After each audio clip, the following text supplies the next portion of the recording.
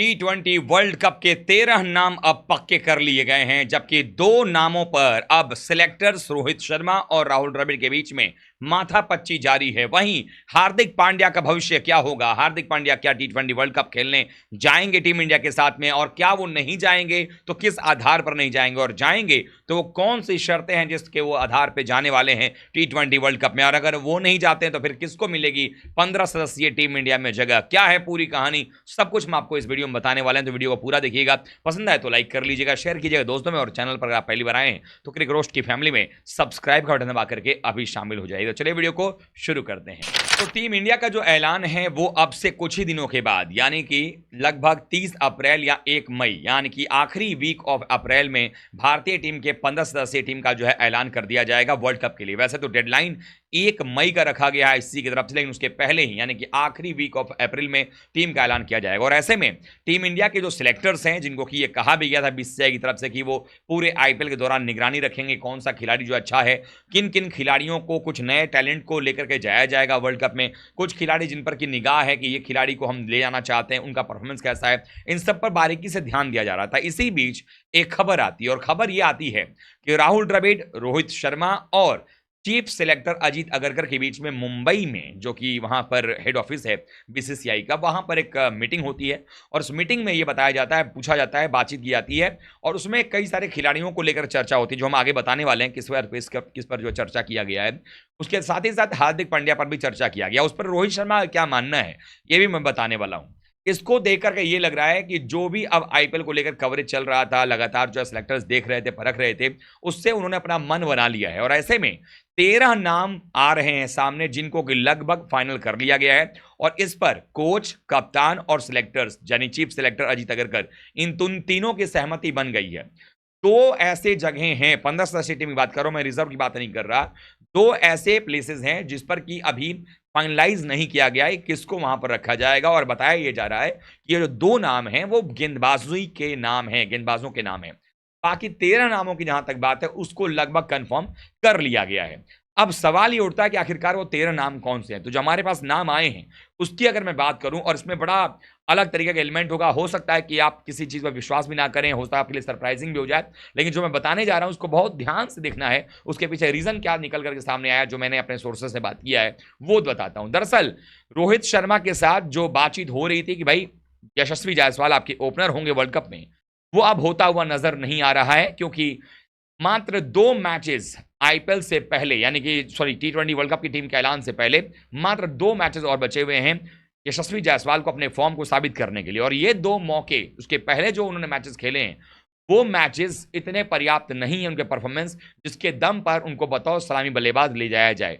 तो यशस्वी जायसवाल का टिकट कटता हुआ नजर आ रहा है। और ऐसे में ईशान किशन, जो कि कप्तान रोहित शर्मा के साथ ही अभी फिलहाल मुंबई इंडियंस के लिए ओपनिंग कर रहे हैं, और रोहित के साथ उनका एक अच्छा ट्यूनिंग बन गया है T20 को लेकर के। T20 में जो आपका मेंटल स्टेटस चाहिए, जो आपको माइंडसेट चाहिए, जो मैं कहूं अगर कि T20 में, उसको लेकर के चल रहे हैं। और ये दोनों खिलाड़ी एक दूसरे का साथ निभाते हुए नजर आ रहे हैं।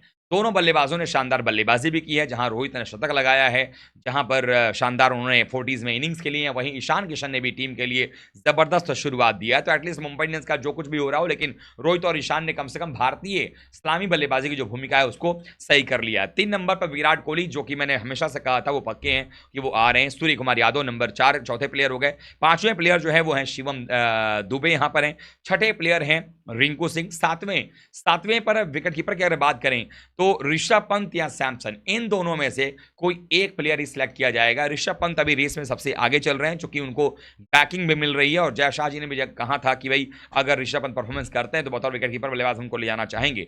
लेकिन यहां पर अगर ईशान को आप ना चुनते तो एक दूसरा विकेट कीपर भी आपके पास में आ जाता।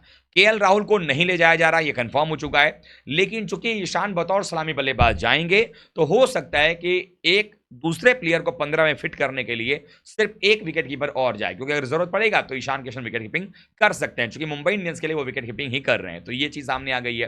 तो संजू सैमसन और ऋषभ पंत के ऊपर में, हालांकि इन दोनों को भी ले जाया जा सकता है किसी वजह से, जो कुछ सोचना होगा वो चयनकर्ता सोचेंगे। लेकिन 8वें हो गए जडेजा के बारे में कहा जा रहा था कि शायद उनको ना ले जाएगा, लेकिन जडेजा को टीम ले जा रही है। 9 चहल और कुलदीप यानी कुलचा की जोड़ी आपको बड़े लंबे अरसे के बाद दिखाई देगी और पहली बार टी20 वर्ल्ड कप में युजवेंद्र चहल आपको दिखाई दे सकते हैं टीम इंडिया के लिए। उन पर भी सहमति बन गई है राहुल द्रविड़, रोहित शर्मा एंड चयनकर्ताओं की। कुलदीप यादव 10 हो गए, 11वें बुमराह हो गए, 12वें नंबर पर आपको बता दूं कि अर्शदीप सिंह का जाना पक्का कर दिया गया। अर्शदीप सिंह जाएंगे। 13वें नंबर पर 2 नए गेंदबाजों के बारे में बातचीत हो रही है जिनमें से कोई एक जाएगा, यानी कि हर्षित राणा या फिर मयंक यादव। मयंक यादव अभी चूंकि बाहर हैं, कैसी फिट होकर के आएंगे, उनकी फिटनेस कैसी है, किस तरीके से बॉलिंग कर रहे हैं, किस पेस पर कर रहे हैं, तो हो सकता है कि इन दोनों में से किसी एक गेंदबाज को ले जाया जाएगा। चूंकि हर्षित राणा को लेकर के भी चयनकर्ता जो बड़े खुश नजर आ रहे हैं उनके परफॉर्मेंस को देखकर, जिस तरह से उन्होंने बॉलिंग किया है, तो राणा और मयंक यादव में से कोई एक ही जाएगा। ये हो गया 13। 14, 15 में अगर देखा जाए तो उसमें 2 नाम आ रहे हैं सामने, जहां पर एक तो आपके सिराज के बारे में सोचा जाएगा कि क्या मोहम्मद सिराज को टी20 में ले जाया जाए, क्योंकि उनका परफॉर्मेंस बहुत ही निचले स्तर पर, और सिर्फ ये आईपीएल की बात नहीं है, जब इंग्लैंड से खेल रहे तो भी ये हालत थी उनकी। तो 14वें की बात हो गई। 15वें नंबर पर अगर देखा जाए तो हार्दिक पांड्या को लेकर, एक ऑलराउंडर जो कि शिवम दुबे आपके पास में है, तो हार्दिक पांड्या को लेकर बातचीत हो रही है कि क्या हार्दिक पांड्या के साथ जाया जाए या ना जाया जाए। अब चयनकर्ताओं ने जो अल्टीमेटम दिया है, जो डिस्कशन हुआ है, उसमें यह कहा गया है कि रोहित शर्मा चूंकि मुंबई इंडियंस की टीम में हैं और साथ में खेल रहे हैं, तो वो ज्यादा बेहतर क्लोज मॉनिटरिंग कर रहे हैं कि इनकी फिटनेस कैसी है। चूंकि बाहर यही सवाल उठ रहा है कि हार्दिक पांड्या का जो एक फिटनेस है उतना सही नहीं है, इसलिए वो कभी कभी मैच में बॉलिंग करते हैं, कभी नहीं करते हैं। तो इसमें 2 सवाल उठते हैं। पहली बात कि अगर फिटनेस नहीं है तब तो सबसे बड़ा खतरा है, इनको ले जाने का कोई मतलब नहीं है, क्योंकि जब जब ये वर्ल्ड कप में गए हैं अधिकतर मौकों पर ये सेमीफाइनल से पहले या सेमीफाइनल जाते जाते जो है वो टूर्नामेंट से आउट हो जाते हैं, ये इनकी आदत रही है।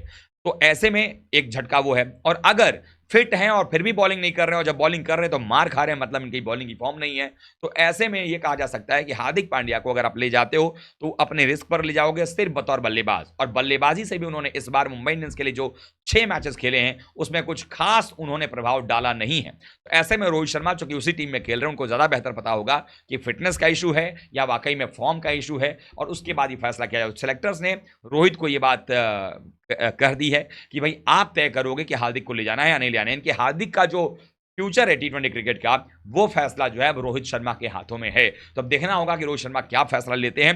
लेकिन इस वक्त जो है ये जो नाम है वो आपको मैंने बता दिए कि किस तरीके से ये सारी टीम के नाम है। एक बार फिर मैं पढ़ देता हूं।